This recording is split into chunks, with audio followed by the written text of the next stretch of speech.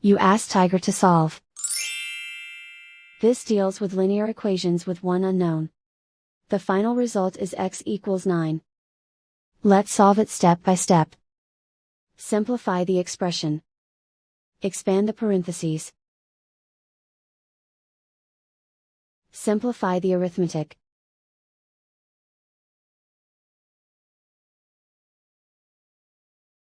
Group all x terms on the left side of the equation. Add 2x to both sides. Group like terms. Simplify the arithmetic. Group like terms. Simplify the arithmetic. Group all constants on the right side of the equation. Add 17 to both sides. Simplify the arithmetic.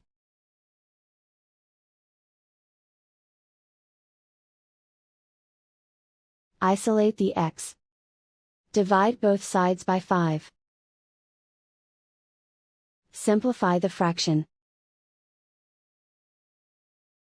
Find the greatest common factor of the numerator and denominator. Factor out and cancel the greatest common factor. And so the final result is x equals 9.